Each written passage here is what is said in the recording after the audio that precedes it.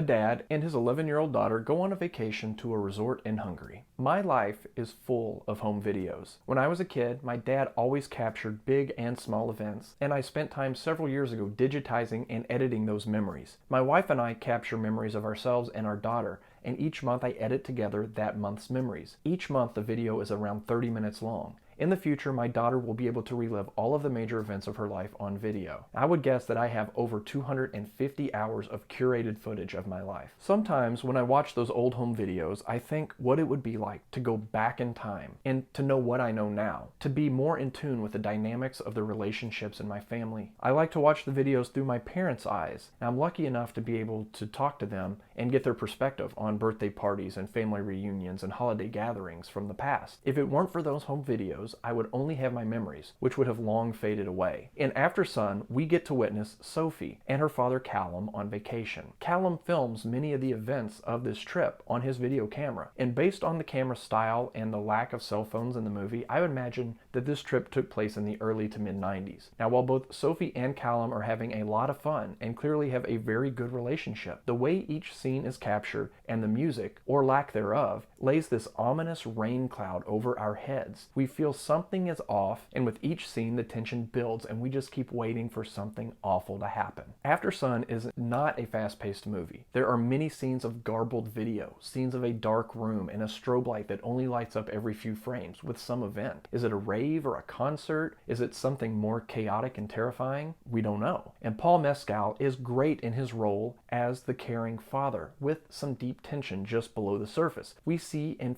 feel this melancholy as the audience, but he's doing his best to keep this from his daughter. She is coming of age and about to leave the safety of childhood, and he wants to keep her there, sheltered and free from the worries of adulthood for as long as he can. Sophie is portrayed by first-time actress Frankie Corio, who steals the show. She is perfect in her role, and I expect big things from her in the future. She plays her part so well. It isn't about her delivering the lines correctly, it's about her non-verbal acting. We know what the character is thinking, even when she doesn't say anything. This is an artsy film. It has a lot of awkward camera shots and abstract cuts that I don't usually love unless they're done just right. They are done just right in Aftersun, but I didn't realize that until after the movie ended. We hear a conversation, but instead of seeing the faces of the characters, we are slowly watching a Polaroid photo develop on a table. Or the camera just pans to a pool of water, and we just sit there and stare at a reflection as we try to make sense about what is going on. Aftersun doesn't offer up all of the answers on a silver platter. It is a movie that can be read on many levels, and there are many things that may be going on. A lot of lines of dialogue open up a new path to this dark cloud feeling that we as the audience have throughout. While watching Aftersun isn't the most entertaining experience, and it's not the most easy to watch movie, I'm already excited to watch it again to see what other clues I can pick up. It has a way of taking your personal life experiences and projecting them onto the characters. I could see every person who watches Aftersun having different theories about what happens and why. Aftersun is a movie that lingers in my head. I keep thinking about it. I keep replaying scenes to see it through each character's point of view. While Aftersun isn't a movie that's going to be universally loved, it is one that has a lot to offer if you put in the time. It is emotionally complex and a home run out of the gate for first-time director Charlotte Wells. It is one of the best movies of 2022.